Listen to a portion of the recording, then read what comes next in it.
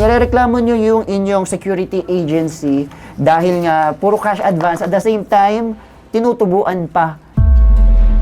Saan ka nakakita ng sa 1,000 pesos, 400 ang interest, so ang balik is 1,400. Opo. Na kinakaltas din sa sahod nyo. Opo. Paano ka nga talaga kikita niyan?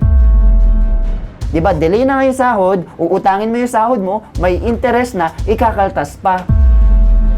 Bakit yung papautang yung may-ari? Dapat sabihin ng may-ari, dun ka na lang sa accounting mag-cash advance, wag ka dumirekta sa akin. Maintindihan ko pa kung ibang tao yung nagpapautang eh. Pero kung yung may-ari yung nagpapautang, parang conflict of interest, parang hindi maganda tignan na delay ka na nga magpasahod, eh may interest pa. Ako po isang security guard ng Trident Security. Magdadalawang taon na po akong gwardiya. Nandito po ako para ireklamo po yung agency namin sa pagpapasahod po sa amin na hindi tama. Pumapasok po ako ng 12 oras, tapos ang sahod po namin wala po sa minimum. Binabayaran lang po sa amin yung 8 oras, pero yung overtime po namin hindi po binabayaran. Problema rin po sa amin pagka yung sahod namin na nadidelay. Pag wala kaming pera, pinapautang po kami, pero mayroon pong karapatang tubo. Imbis na po na matulungan kami mga gwardiya, lalo po kami nababaon sa utang.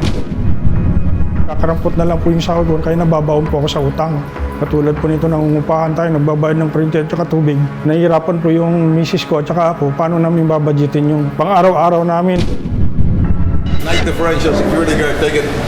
You know exactly what it is. Sosya, wait for yan. Okay, good. Napatingin ako. Okay, ayusin yan. Investigahan. Kausapin natin yung nagre-reklamong security guard na si Joel Gepulia. Magandang umaga po, Sir Joel. Magandang umaga din po. Sir Joel, nirereklamo nyo yung inyong security agency dahil nga puro cash advance, at the same time, tinutubuan pa. Tama ba yung yung sinabi ko? Pag umutang po kami sa kanila, automatic po, pag uutang kami ng 1,000, may tubo po yun na 400 po. So, ang balik nun is 1,400. Opo. Napakataas naman nun. Eh, bakit ba nade-delay yung sahod ninyo? Gaano katagal ba pag sinabing nade-delay? Kasi po ang cut-off po namin, ang sahod po namin adjust, minsan inabot po ng 3 araw bago nang lagpas na po ng adjust bago kami nakakasahod, lalo na po nagtataon po na walang pasok, doon po nakaka-delete po. So, hindi naman tumatagal ng linggo or buwan. Araw po. lang yung tumatagal. Araw lang po. Pero itong interest na to napakalaki 40%. Saan ka nakakita ng sa 1,000 pesos, 400 ang interest. So, ang balik is 1,400. Opo. Na kinakaltas din sa sahod nyo. Opo. Eh, paano ka nga talaga kikita niyan? Diba, delay na nga yung sahod, uutangin mo yung sahod mo, may interest na, ikakaltas pa. So, parang wala ka nang kinikita, parang ganun yung nangyayari. Opo. Bukod sa reklamo mong yan, 12 hours yung duty nyo, pero wala ring overtime at night differential. Opo. Tapos, wala rin daw sa minimum ang inyong sahod. Kayo po ba yung Metro Manila rate or provincial? Saan po ba kayo? Metro Manila po, Quezon City. Quezon City. Supposedly, ang minimum natin is 610 if I'm not mistaken. Eh, magkano po ba yung per day ninyo? 580 po yung 580. pinapasahod po sa 12 hours po. 12 hours na yun. So, under minimum nga. Nasubukan mo bang kausapin yung operations manager nyo? Sir, bakit naman ganito po? Nagtanong na po ako niyan, sir. Tapos pinasa lang po ako dun sa operation. Tanungin ko daw po kung meron na po daw increase o wala. Hindi nila ina-address tong issue na to. Yes po. Magka-cash advance ka, inutang mo, mababaong ka sa utang, parang hindi ka naalis dyan sa cycle na yan. Yes po. Kasi imbis na nga na kumita ka, nababaon ka sa utang. Ang pangalan po ng operations manager ninyo? Si Sir Mark Binturasa po. Anong sabi ni Mark Venturasa dito sa problema mo? Wala po, sir, sinasabi sa Wala akin. siyang sinasabi. Wala po. Kumbaga, iniisnab lang yung mga hinaing ninyo. Yes, sir. Bakit ikaw lang yung lumapit sa amin? Nasaan yung ibang mga kasamahan mo na... Bali po, sir, yung iba, takot na rin po magsumbong dahil meron na po akong narinig sa una na yung nagre-reklamo po, nababaliwala lang din po yung kaso. So ako po, dito na po ako lumapit sa inyo para po mabigyan boses yung mga kasamahan ko para marinig po yung side namin na malaman na gano'n na nangyayaring sistema sa amin. Ikaw lang kumbaga yung naglakas loob po. Ngayon, kakausapin natin yung operations manager ng Trident Security and Investigation Agency, si Mr. Arnel Caspe. Magandang umaga po, Sir Arnel. Morning po. Nandito po ngayon sa aming tanggapan yung security guard nyo po na si Mr. Joel Gepulia. This is regarding po yung kanyang problema dito ata sa pagka-cash advance niya na may tubo raw po. Sir, no? Parang nababaon na siya sa utang. At the same time, meron pa siyang utang na kailangan bayaran. Kumbaga yung interest. Ano pong panig nyo po dito, Sir Arnel? Wala kami, ang cash advance lang namin dito ay yung every 20 And 5 days before sa sweldo nila, nakaka-advance sila. Yung mga kas-advance nila sa iba, hindi ko alam kasi yan. Okay. Pero Sir Arnel, ang issue kasi dito, opo, sabihin na natin nagka-cash advance sila every 20 or 5. Pero meron daw pong 40% na interest. Kumbaga sa 1,000 pesos na hihiramin nila, may tubo na 400 pesos. So ang balik nun is 1,400 na. So ang nangyayari dito, imbis po na kumbaga hanap buhay, nababaon po sa utang. Ano po ba yung panig nyo po dito, Sir Arnel, sa interest daw po? Totoo po ba ito? Wala dito sa yung kas-advance nila dito sa accounting ay walang tubo yun. Minsan nga, sarili kong pera, yung sariling pera namin, nagkakasadvance sila eh. So hindi po totoo na nagpapatubo po kayo sa cash advance? Hindi. Hindi po totoo. Sige po. Saglit lang po Sir Joel, ang sabi po ni Sir Arnel, hindi naman daw po totoo na merong interest yung mga cash advance ninyo. Yung inuutang po kay Sir Mark Venturasa sa operations manager po, yun po yung may tubo na sinasabi kong 400 sa 1,000. Teka lang. Ang nakikita ko dito parang personal to It's between you and si Mark Venturasa. Hindi siguro alam ng company to. Tinanong kita kanina, saan ka nagka-cash advance? Sa company or doon sa tao, doon kay Mark Venturasa? Kanino po ba? Kay Mark Venturasa po. Okay. So hindi to sa company, personal. Po. Okay. So ito po ba, Sir Arnel, nakaabot po sa kaalaman nyo na nagpapautang daw po yung isa nyong OM na si Sir Mark Venturasa na may 40% interest po? Ayun lang, hindi ko alam. Nako po. Hindi ko alam yan. Basta dito sa anytime, basta magkas-advance sila, kung magkano lang yung kinakas-advance nila, yun ang babawas sa sweldo nila. Sir, matanong ko lang si Sir Mark, ano po siya, sir? Ayun ang ang may-ari. Si Sir Mark yung may-ari. Oo, hindi ko alam yung nila, yung personal nilang Ano pong magagawa natin dito, Sir Arnel? Lumapit po sa amin. Ano po bang maaari nyo gawin bilang operations manager? Kasi kaya po nandito, Sir Arnel, sana maintindihan nyo, hindi raw po kasi napapakinggan yung hinaing nila tungkol dito. Parang nahihirapan sila dito sa malaking interest. Isipin nyo, 40%, almost kalahati na po ng 1,000. Wala naman pong problema dito sa cash advance kasi malaya naman po talaga silang gawin yun Pero yung pagbabayad po, parang nagigipit. Sir, baka pwede nyo maiparating dito sa amo ninyo, sa may-ari. Kasi siya na nga yung may-ari, siya yung nagpapautang. That means conflict of interest, di ba? Maintindihan ko pa kung ibang tao yung nagpapautang Kung sabihin natin, katrabaho lang neto ni Sir Joel. Pero kung yung may-ari yung nagpapautang, parang conflict of interest, parang hindi maganda tignan na delay ka na nga magpasahod. Tapos, yung pinapautang mo, may interest pa. Yun lang. Sir Arnel, si Carl Tulfo po ito, anak ni Sir Ben, no? Masabi ko lang, sir, na mas maganda siguro na iparating mo na lang dun sa mismong may-ari na may ganitong pangyayari na nangungutang.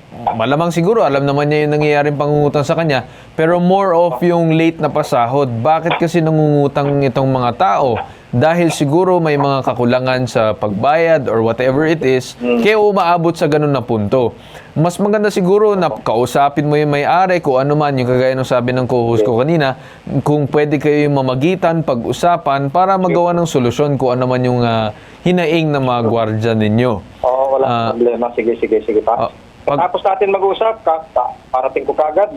Yes, kausapin nyo kasi unang-una para sa akin, hindi din maganda tignan kung ang mismong may-ari ang nagpapautang na may interest, hindi magandang practice yun. Again, sabi nyo, dapat dumiretso sa accounting.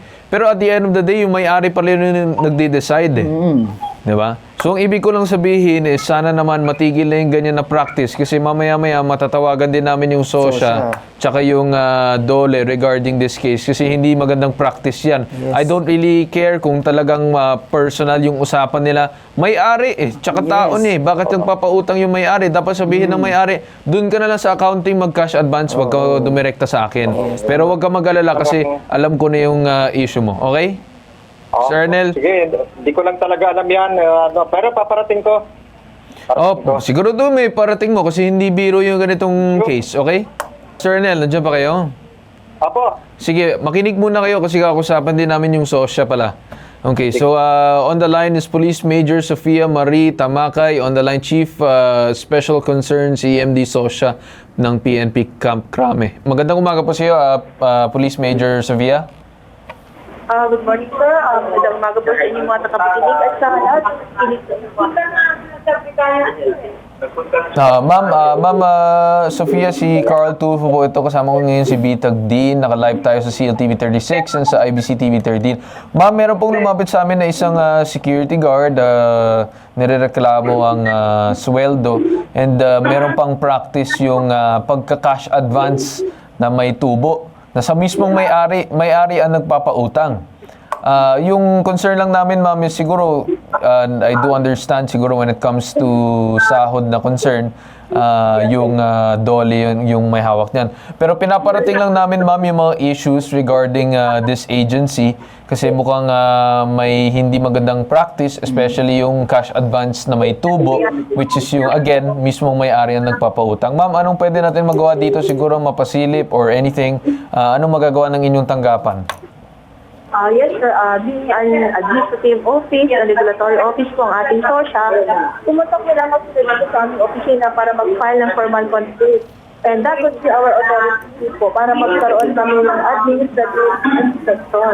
So, if ever po na meron po tayo mga lapses during the administrative inspection natin gagawin, and if however, ma-found out po natin after due process, na may mga na-commit po na mga lapses and violations, ito po ay mag-undergo sa rule section 346 para si number 3. Ang allegation po nila kanina is minimum wage po nila, kulang ang kanilang minimum wage, hindi nakasaad sa minimum wage. And pwede rin po itong pagpupol dun sa rule section 346 para of number 5. If however, na-file na po ito sa NLRC, and magkaroon po ng season and executor na hindi sila nag-comply, ito po ay isang ground po para sila ay magkaroon ng immediate revocation ng kanilang license to operate. So, first and foremost po na magagawa po natin is to accommodate their complaints para po tayo magkaroon ng initial action to conduct an administrative inspection. Sige, ma'am.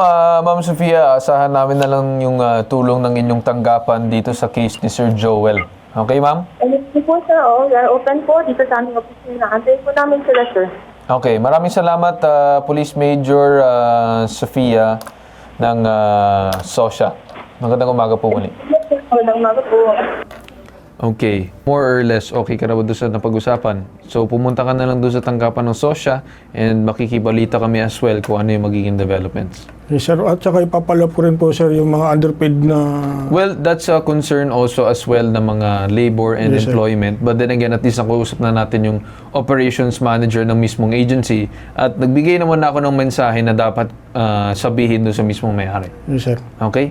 Sige, maraming salamat muli sa paglapit mo dito sa Bitag. Okay? Okay, sir. Maraming salamat din po, sir, para sa mga katulad po namin na naabuso po sa katulad po sa amin na maliliit na nabibigyan po kami ng boses para makapagreklamo po. Maraming salamat po sa Bitag. Okay, maraming salamat ulit. Hinggit sa sumbungan, imbestigahan ano mga reklamo na bibigyan ng solusyon at aaksyonan. Ito ang nag-iisang pambansang sumbungan, tulong at serbisyong may tatak Bitag sa ngalan ni Ben Bitag Tulfo. Ito ang hashtag, ipabitag mo.